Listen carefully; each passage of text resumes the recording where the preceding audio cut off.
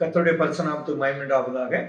இந்த நாளிலும் ஒரு அருமையான வார்த்தையோடு இந்த நாள்ல உங்களை கர்த்தர் சந்திக்க கிருபை செய்தார். கர்த்தர் உங்களுக்காக உதவிய யாரை வைத்தாலும் செய்து முடிப்பார். கவலையப்படாதுங்க. உங்களுக்கு செய்து, உங்களுக்கு சகாயமும் செய்து உங்களை ரட்சிக்கிற கர்த்தர். எஸ்தர் எழுதின புஸ்தகம் 4வது அதிகாரம் 14வது வசனத்துல பாருங்க. நீ இந்த காலத்திலே மௌனமாய் இருந்தால் யூதருக்கு சகாயமும் ரட்சிப்பும் வேறோடத்திலிருந்து எழும்பும். அப்பொழுது நீயும் உன் தகப்பன் வீட்டாரும் குடும்பத்தாரும் அழுவீர்கள். இப்படிப்பட்ட காலத்துக்கு உதவியா இருக்கும்படி உனக்கு ராஜ மேன்மை கிடைத்திருக்குமே யாருக்கு தெரியும் என்று சொல்ல சொன்னான். இது மொர்தெக்காய் எஸ்தருக்கு ஒரு தகவல் கொடுக்கிறான். உன்னை ராணியாய் கர்த்தர் உயர்த்தினதே இந்த காலத்திலே இந்த யூதர்களுக்கு, கர்த்தருடைய பிள்ளைகளுக்கு உதவி செய்வதற்கு.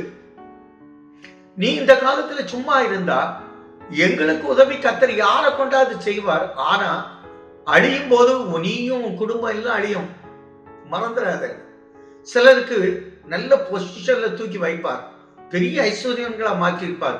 கடுகளை ஒரு பிச்சைக்காரனு கூட உதவி செய்ய மாட்டாங்க. அதான் இங்க குடும்பத்தார கைவிட்டுருவாங்க, நண்பர்களை கைவிட்டுருவாங்க. நான் சொல்றேன், நமக்கு ஒரு ராஜ மேன்மை கர்த்தர் தந்தால் 4 பேருக்கு உதவி செய்வது. அதனால்தான் நீ நன்மை செய்தால் மேன்மை இல்லையோன்னு வேதத்துல சொல்லி இருக்கு. அப்போ எப்படியெல்லாம் நம்ம நன்மை செய்ய முடியுமோ செய்யணும். பாத்தீங்கன்னா, நமக்கு ஒத்தாசை எங்கிறது வருதும்? பரத்திலிருந்து வரும். எனக்கு ஒத்தாசை வரும் பர்வதங்களுக்கு கண்களை ஏறெடுக்கிறேன். வானத்தையும் பூமியை உண்டாக்கின கத்திடத்திலிருந்து எனக்கு ஒத்தாசை வரும். நமக்கு ஒத்தாசை அங்கிருந்து வரும். சங்கீதம் 89:19 சொல்லியிருப்பார், கர்த்தர் தம்முடைய பக்தருக்கு தரிசனமாகி சகாயம் செய்யத்தக்க சௌகரியமான உனக்கு தருவேன். இப்போ உங்களுக்கு நல்ல உதவி செய்யக்கூடிய கர்த்தருடைய பிள்ளையாகி உங்களுக்கு யாரை கொண்டாவது கர்த்தர் உதவி செய்து உங்களுடைய காரியத்தை முடித்து ஜெயமாய் முடித்து சகாயம் செய்து உங்களை ரட்சிக்கிற கர்த்தர். எங்கள் நல்ல தகப்பனே, இன்னைக்கு எங்களை உயர்த்தின காரணம் தேவ பிள்ளைகளுக்கு உதவி செய்வதற்கு.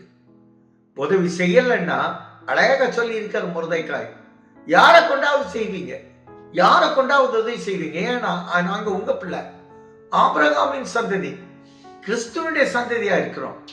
ஆண்டவர் அப்படி எங்களை ஆசீர்வதித்து நன்மை செய்யும் நல்ல பிதாவே. ஆமென்.